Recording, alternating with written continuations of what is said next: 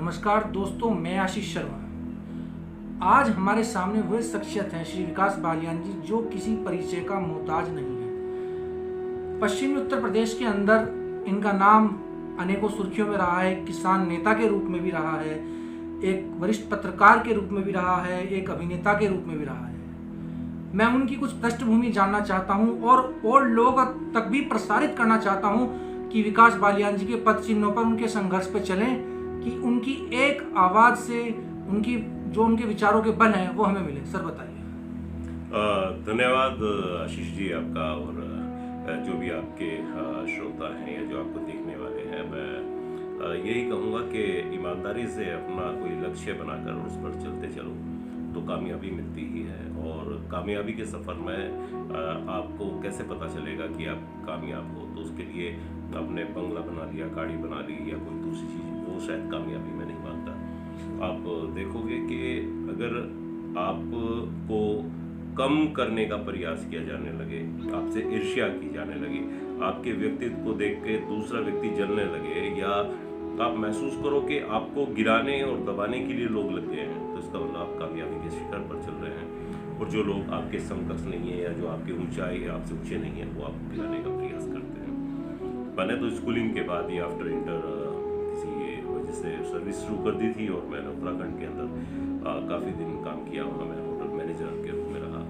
उसी समय अलग प्रदेश की मांग वहाँ उत्तराखंड में बहुत ज़्यादा रही, और मैंने फेस किया कि किस तरीके से चीज़ों का सामना किया जाता है, हिल और प्लेन का झंझट, दूसरी चीज़ों का। तो वहाँ रहते हुए संघर्ष करके, और कॉलेज स्टूडेंट्स, दूसरे जो संगठन है उनसे, होटल के अंदर पुलिस और माफिया किस तरीके से फ्री की चीज़ें चाहते हैं, लड़ा मैं उनसे, और मैंने कभी शिकस्त नहीं पाई, और आगे मैं बढ़ता गया। उसके बाद आदरणीय रमेश भंडारी जी गवर्नर थे हमारे, मैंने उनके साथ काम किया, उनसे चीज़ें सीखी। तो उन्होंने यही बताया था, एक तो समय की पाबंदी बहुत ज़रूरी है, और दूसरा कभी भी किसी भी मुकाम पे पहुंच जाओ, अहंकार नहीं आना चाहिए, वो डाउन टू अर्थ थे। और उनके साथ रह के बहुत चीज़ें सीखी कि कितनी ऊंचाई पे जाने के बाद भी आदमी अपना जो है ये नहीं भूलता कि वो एक इंसान है। उसके बाद मैंने प्रिंटिंग लाइन में आई, मुजफ्फरनगर के अंदर मैंने जो है एक बड़ी प्रिंटिंग प्रेस लगाई, ऑफसेट प्रिंटिंग प्रेस थी, कलर। और उसके बाद उसमें काम किया, फिर अपने समाचार पत्र निकाले, और उसके बाद फिर कंस्ट्रक्शन वर्क स्टार्ट किया, और धीरे धीरे ईश्वर की आशीर्वाद रहा कि मैं चीज़ों में आगे बढ़ता गया। फिर गन्ना किसानों की लड़ाई लड़ी सरदार वीएम सिंह के साथ, टिकैत साहब के साथ काम किया। टिकैत साहब का एक राजनीतिक विंग था बीकेडी, उसको बनाने का काम किया, उसमें रह के बहुत काम किया। राकेश टिकैत जी के साथ बहुत संघर्ष किए, बहुत आंदोलन किए, जेल जाना पड़ा, जेल में रहे। सर मेरा आपसे एक सवाल ये है कि प्रदेश की कोई भी पार्टी हो, आप उसके विपक्ष में हमेशा लिखते हैं, उसकी आलोचना भी लिखते हैं, पर वही लोग आपकी बहुत ज़्यादा आपको मानते हैं, और कोई भी पार्टी हो आप विपक्ष में लिखने के बाद भी वो आपका सम्मान करते हैं। इस बारे में क्या कहना चाहेंगे, ऐसा क्यों है? आपने हर किसान के बारे में कुछ भी लिखा हो, अच्छा लिखा, क्रिटिसाइज किया, लेकिन वही लोग आपका सम्मान करते हैं। देखिए, एक इसके लिए आपका ईमानदार संघर्ष होना चाहिए, और आपको मुद्दे की जानकारी होनी चाहिए। मेरे पास जानकारी और साक्ष्य रहे हैं तभी मैं लिखता हूँ। बिना साक्ष्य के, बिना जानकारी के मैंने कभी कुछ नहीं लिखा। जो लोग मेरे विरोधी हैं उनसे मेरा मतभेद है, मनभेद नहीं, वो भी जानते हैं। राकेश टिकैत जी के ऊपर मेरा उनसे विचार नहीं मिले, हम अलग अलग हो गए, लेकिन जब भी उन पर कभी कोई समस्या आई, सिसोली में टिकैत साहब के ऊपर कोई बातचीत हुई, कहीं कुछ भी हुआ, मैं गया और हमेशा आगे रहा। अभी भी बालियान खाप ने जब एक आंदोलन की बात कही, एक पंचायत की बात कही, तो मैं वहाँ गया और मैंने उसका संचालन किया। तो मुझे लोग मानते हैं कि यह व्यक्ति तो धोखेबाज नहीं है, धोखा नहीं देगा, जो कहेगा सत्य और स्पष्ट कहेगा, ये लाग लपेट नहीं करेगा। दूसरा, मैं षड्यंत्र रचना नहीं जानता। मैं बिल्कुल स्पष्ट हूँ, जो सामने कह रहा हूँ वही मेरे अंदर है। मैं षड्यंत्र रचना नहीं जानता कि पहले किसी को भेज दिया, फिर कुछ और कर दिया, फिर कैसे। तो यही सब है कि वो लोग भी इस बात का सम्मान करते हैं कि यह व्यक्ति धोखेबाज नहीं है। जैसे कि आपके पिताजी वरिष्ठ अधिवक्ता भी रहे, उनका गांव में क्या दूर दूर तक उनका नाम रहा, कचहरी में भी आज भी है, उनकी शिट भी है, और अभी कुछ दिनों पहले आपके दुख का पहाड़ टूटा। तो आपको अपने पिताजी का सानिध्य किस प्रकार मिला तक? देखिए, मैं आज जो कुछ भी हूँ अपने पिता के आशीर्वाद से ही हूँ, और मैंने हमेशा यही चाहा कि मैं उनका कभी भी सर जो है शर्मिंदगी से नीचे ना झुकने दूँ अपने किसी भी काम से। इसलिए मैंने हमेशा वो कुछ किया जिससे उन्हें गर्व होता था। वो मुझे उस ज़माने के हमारे पिताजी थे कि जब अपनी औलाद को, अपने बच्चे को गोद में नहीं लिया जाता था, बाप नहीं लेता था, तो हम तो अपने पिता की गोद के लिए तरसे ही। और फिर भी एक रेस्पेक्ट थी, एक इज्जत थी, उन्होंने जो कह दिया हमारे लिए फाइनल था, उनके सामने हम कभी नहीं बोले। तो ये मन करता था कि इन्हें खुशी देते हैं, इनका कमरा बड़ा अच्छा हो जाए, इनका रहना सहना बहुत अच्छा हो जाए, उनके लिए हर काम करें। और वो चीज़ें मैंने महसूस किया कि मैं उन्हें अच्छा खाना खिलाऊं, मैं उनके साथ बैठूं, उससे ज़्यादा उन्हें खुशी तब होती थी जब उन्हें कचहरी में कोई आके कहता था कि आपका बेटा बहुत अच्छा कर रहा है। तो वो वापस आके मेरी माता जी को ये चीज़ें बताते थे कि आज तो विकास के बारे में सुना। तो वो जो उनकी खुशी थी, वो मैं समझता हूँ कि मेरे पिता ने जो मुझे आदर्श दिए, जो मुझे चीज़ें समझाई, मैं उन्हें जो वापस रिफ्लेक्ट कर पाया वो खुशी के रूप में ही किया। उन्होंने मुझे सिखाया था ईमानदारी पे चलना, उन्होंने मुझे सिखाया था बेबाकी से लिखना, किसी से ना दबना, ना किसी से डरना।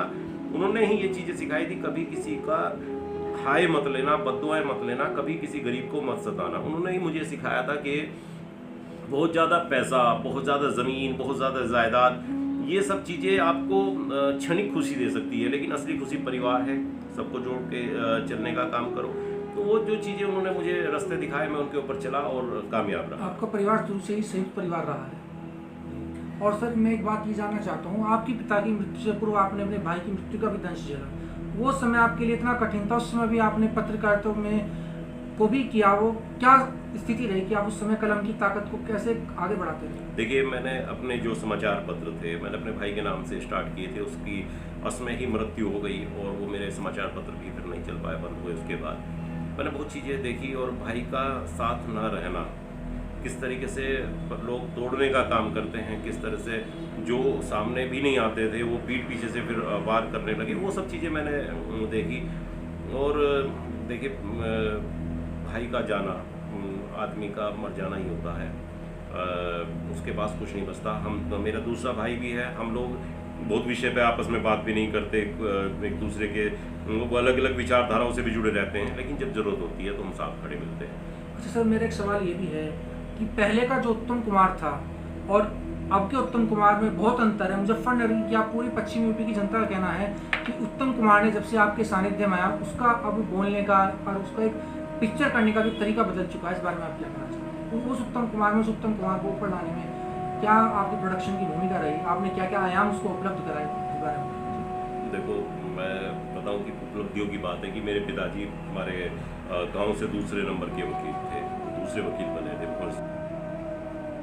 सर मेरा अब आपसे अगला सवाल ये है, हम इस इंटरव्यू का अंत की ओर ले जा रहे हैं, कि जो हमारे युवा हैं उन पर पाश्चात्य संस्कृति पूर्ण रूप से हावी हो चुकी है। आपके समय में जब आप पढ़ते थे तो आपको मूलभूत सुविधा नहीं थी, लेकिन हमारे आने वाली पीढ़ी को मूलभूत सुविधाएं भी हैं, लेकिन वो एक हवा में घूम रही है। उस बारे में क्या कहते हैं? अब देखिए, दौर बदलता है, समय बदलता है, और जो आज पश्चिम देशों के अंदर हो रहा है वो हमारे यहाँ भी होगा। मोबाइल आया है, टीवी आए हैं, दूसरी चीज़ें हम पीछा नहीं छुड़ा सकते। हाँ, उनसे 10-20 साल हम पीछे हो सकते हैं, लेकिन वो चीज़ें हमें हमारे पास आएंगी भी, एडोप्ट भी हमें करनी पड़ेगी। पाश्चात्य में, पश्चिम देशों में जो कुछ हो रहा है वो हमारे ये बिल्कुल अभिशप्त वाली चीज़ें नहीं है। हाँ, हमारी संस्कृति, जो दूसरी चीज़ें हैं, जो हमारी वैल्यूज़ थी, वो कम होती जा रही हैं, और हम एकांकी जीवन, अपना जीवन अपने लिए जीने का प्रयास कर रहे हैं। देखिए, संस्कृति कोई भी आ जाए, जिस दिन हम अपनों के लिए जीने लगेंगे उस दिन सब कुछ ठीक हो जाएगा। संस्कृति कोई बुरी नहीं है।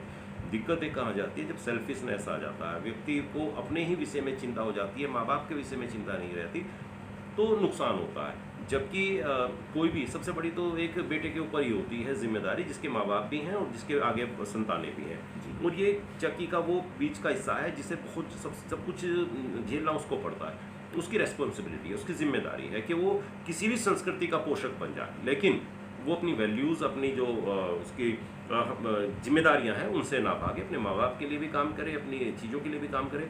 फुहड़ता, नगनता, अश्लीलता, ये कभी भी किसी भी संस्कृति के नुकसान के लिए होंगी, उसको आगे बढ़ाने के लिए नहीं होंगी। अपने माँ बाप, अपनी जाति धर्म, अपनी भाषा, अपने क्षेत्र, कभी भी आदमी को इनसे शर्माना नहीं चाहिए, अपनी जाति से शर्माना नहीं चाहिए, और इन सबसे ऊपर, सबसे ऊपर राष्ट्र आ जाता है। लेकिन कुल मिला के सबसे बड़ी बात यही है कि कि हमें अपने किसी भी आवरण से स्वयं को लज्जित महसूस नहीं करना चाहिए। अगर हम लज्जित महसूस करें तो केवल अपनी अश्लीलता, फुहड़ता, नग्नता, बदतमीजी, चीज़ों को नुकसान पहुंचाने वाली चीज़ों में अगर हम जाते हैं उनसे बचा के रखें तो ही बेटर है। संस्कृति कोई बुरी नहीं है, एडोप्ट करनी पड़ती है। अच्छा, ये भी देखने में आया है, एक समाज में चर्चा भी है, जो विकास बालियान जी हैं उनको गुस्सा जो है आता नहीं है, लेकिन विनम्रता के रूप में उनका गुस्सा अपने आप ही दिखने लगता है। इसके बारे में क्या कह चाहिए? विनम्रता जो आपके अंदर इतनी आई हो, कहाँ से आई? कौन ओजस्विता आपके अंदर है जो आपको उतना विनम्र बना रही है? देखिए, जब आपके ऊपर फल लगेंगे तो आप झुकना सीख जाओगे। मुझे भी बहुत गुस्सा आता था, मेरे से भी बहुत गलतियाँ हुई हैं, बहुत चीज़ें हुई हैं, लेकिन जैसे जैसे सम्मान मिला है वैसे वैसे ही किसी का मुझसे अपमान हो जाए मैं उस चीज़ से बहुत ज़्यादा बचता हूँ। दूसरा, मैंने ये देखा कि धैर्य और पैसेंस, ये जो चीज़ें हैं ये हमें आगे बढ़ाती हैं। गुस्से में हम हमेशा ऐसा बोल जाएंगे जो दूसरे को कष्ट देगा, और वो चीज़ फिर हम वापस नहीं ला पाते। कहते हैं ना, शब्द का जो घाव है नहीं भरता। तो गुस्से पे कंट्रोल करना ही ठीक है। दूसरा, जब आपको कोई अपमानित कर रहा हो और जब आपके लिए कोई चीज़ें गलत कह रहा हो, उस वक्त आप शांत बैठ जाओ, और जब आप शांत बैठ जाओगे अब अगला आदमी खुद ही मर जाएगा। ये सबसे बड़ा जीवन का मूल मंत्र है। अगर आप कोई आपके ऊपर गुस्सा कर रहा है, आपको चोट पहुँचाने का काम उस वक्त कर रहा है, अगर आप उसको भी जवाब दोगे उसी तरीके से तो झगड़ा होगा, और झगड़े का एक जो है नुकसान ही नुकसान होना है। इसलिए बेटर है कि उस वक्त आप शांत रहो, विनम्रता दिखाओ। यानी शाब्दिक अर्थों में कहा जाए तो एक चुप सो कह रहा है। बिल्कुल सच्चाई है इस चीज़ के अंदर। और दूसरा, खुद कहीं ना कहीं आपसे खौफ खाएगा कि ये बोला नहीं है, इसके अंदर चल क्या रहा है। अगर ये बोल जाता, पता लग जाता इसके अंदर है क्या, अब ये शांत है तो इसका मतलब कुछ इसके अंदर हो रहा है। और फिर मैं परमपिता परमात्मा को हाजिर नाजिर मान के ये भी महसूस भी करता हूँ, कहता भी हूँ कि मुझे जिसने भी नुकसान पहुँचाने का काम किया उसे देर सवेर खुद नुकसान हुआ। तो हमें दुआएं, बद्दुआएं, आप अपने प्रारब्ध पे विश्वास रखते हैं? हाँ, मैं बिल्कुल, जो चीज़ें मैंने कभी गलत किया नहीं किसी के लिए भी। हाँ, मैं चीज़ों को लिखता हूँ मैं। अगर टिकैत साहब के लिए मैं लिख रहा हूँ तो क्या आपने ऐसा कहा था, आपने कहा था कि धर्मेंद्र मलिक सबसे बेस्ट है, धर्मेंद्र मलिक सबसे बेस्ट है। आज आप ऐसा जब कह रहे हैं कि धर्मेंद्र मलिक को हमने 10 देश की यात्रा करा दी, तो ये गलत कह रहे हैं। क्योंकि या तो आप उस वक्त गलत थे या आप इस वक्त गलत हो। और जब आप गलत थे तो फिर आप किसी भी समय गलत हो सकते हो, पूरी तरह सही नहीं हो सकते। तो आप इतने बड़े पद पे जाने के बाद, इतनी बड़ी उस पे जाने के बाद ऐसी जब बातें करते हैं तो वो नुकसान वाली बात है। इस पर मैं लिखता हूँ, और जब मैं लिखता हूँ तो लोग उसका, जो उनके सपोर्टर होंगे वो मुझे गलत बताएंगे। मेरे फादर मुझे कहा करते थे कि तुम लिखते हो, लिखना बेबाक लिखना, बिना घबराए लिखना, लेकिन इतना ध्यान रखना कि जब तुम एक व्यक्ति के खिलाफ लिखते हो तो वो व्यक्ति तो समझदार है, तुम्हारे लिए उससे कोई दिक्कत नहीं है, लेकिन उसके जो समर्थक होंगे, जो उसके सपोर्टर होंगे, वो तुमसे दुश्मनी करने लगेंगे। और उस समय उनके बहुत से सपोर्टर बद दिमाग भी होंगे, छोटे दिमाग के भी होंगे, वो तुम्हारे साथ अनिष्ट कर सकते हैं। यानी कहने का मतलब यह है कि व्यक्ति तो वही है पर परिस्थिति बदल रही है, और परिस्थिति बदल रही है तो विद्वेष उत्पन्न हो रहा है। देखिए, ये तो समय है, किसी के पास समय ने खुद कहा है कि मैं एक सा नहीं रहता, और कभी किसी पे छाया, कभी किसी पे छाया। अगर आप चीज़ों को पढ़ोगे तो ये सारी चीज़ें सामने आती ही आती हैं। यश अपयश इसी दुनिया में झेलना होता है। राम जी को राज्याभिषेक होना था, वनवास मिला था। जिस धर्मपत्नी के लिए इतना बड़ा उन्होंने युद्ध लड़ा, उसी को उन्होंने बाहर निकाल दिया था। तो ये सब चीज़ें होती हैं। आज इन चीज़ों पर बहुत ज़्यादा नहीं जाना चाहिए। जो भी अच्छे से अच्छा हो सकता है उसे कर लो, क्योंकि आज जिसके पास बहुत धनवान है, धनाढ्य है, उसकी अब से 200 साल बाद, 300 साल बाद पीढ़ियों का भी पता नहीं चलेगा। पीर पैगंबरों की पीढ़ियों का नहीं पता चलता कि उनसे कौन है।